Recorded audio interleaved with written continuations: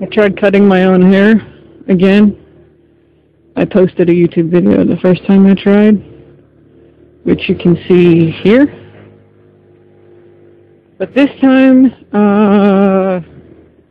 I failed really bad. I mean, like, it looks like I tried to cut my own hair with like a kitchen knife or something. I mean, it's pretty bad. Butchered, I think, is the term. Yeah, that's right, pal. You didn't save me. So, true story. So I've been freaking out about not having a job. And support raising's been really difficult because the economy's tough, so people can't really give money. And all of that means I can't really get by just doing ministry, so I need to try to find a job. I haven't been able to find one, and I've been panicking, freaking out, and spending a lot of time looking for a job. And nobody's hiring. And then, this morning, this is the second time I've had this dream. Like, earlier this week, I had a dream where the time was like 11:30. Like, it was like, oh no, it was a house number. There was a house number 11:30. What is this bozo doing? That's not an illegal turn, and what are you doing? Well, do something, pal. You're blocking everybody's traffic. That's awesome. And he's on the cell phone. God bless Cagers. Anyway. So, what was I saying? Oh yeah, so in this dream, I had to go to this house, and it was on this street, and the house number was, I skid a little bit on that. That was crazy. Anyway, the house number was 11:30. And I remember thinking, that's funny.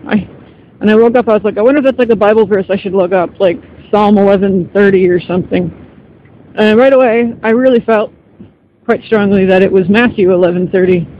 I don't know what a Matthew 11:30 says, but I was like, no, I should look that up, but I never did. And then this last night, I had another dream, and in the dream, the time was 11:30. And I remember thinking, oh crap, I'm really late for something.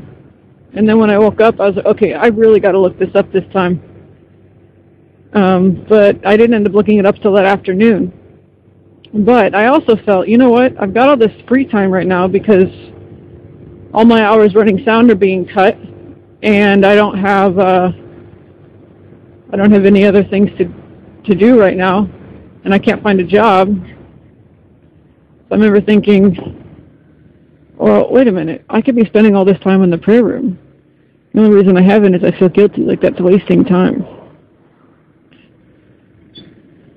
And so I haven't been spending time in the prayer room. I feel like I need to do something. I thought, well, I've been trying to do something, and I'm kind of hedged in, and I can't do anything, so why not pray, you know? I mean, that's what I moved here to do. So I'm sitting in the prayer room running sound, and somebody walks up to me and gives me $100. I'm not making this up. I counted it in the bathroom later. It's kind of rude to count it in front of them, but he hands me $100. And of course it happened just a few hours after I finally decided, you know what, maybe I really should trust God and stop trying to provide for myself. I mean, not that I should just be a lazy butt and, you know, be an ostrich about it and stick my head in the ground and pretend like money's just going to fall from the sky. I'm not advocating that, but it's starting to rain again. I'm getting wet. Anyway, I'm not advocating laziness and foolishness with finances, but I am saying that I need to trust that even between finding a job and not finding a job, that's all up to God as well. So, yeah. Basically, actually trusting Him. So then, after I got back from that, and I'm like, wow. So God gives me $100 out of the blue when I decide to stop striving to try to provide for myself, and to just trust Him and spend some time in the prayer room. And then you know what happened? I went home and I looked up that verse, Matthew 11:30. You know what it says? It's Jesus talking, and he says, "My yoke is easy and my burden is light." Well, oh yeah, I know that verse. Oh, it's really raining. I'm getting wet, very wet, and the ground is very slippery. This is like oily ice that I'm driving on right now. It would suck in a rear-wheel drive car, but a rear-wheel drive motorcycle, even less fun. Anyway, so that's my story of his yoke is easy and his burden is light, and trusting that God actually is good and he's watching out for me. But if you do want to support me, I'm open to that. I have a website where you can make an online donation, but that's not tax deductible. If you want to make it tax deductible, you don't make it out to me, you make it out to the organization. So, and if you want instructions on how to do that, send me a message. And that would be greatly appreciated. I've been really wanting to get into more downtown ministry. Like, when I was in college, that was my favorite, was working in the inner city. But since coming to IHOP, IHOP's more in South KC, which is still a ghetto, but it's not right in the heart of Kansas City. So, it's, yeah.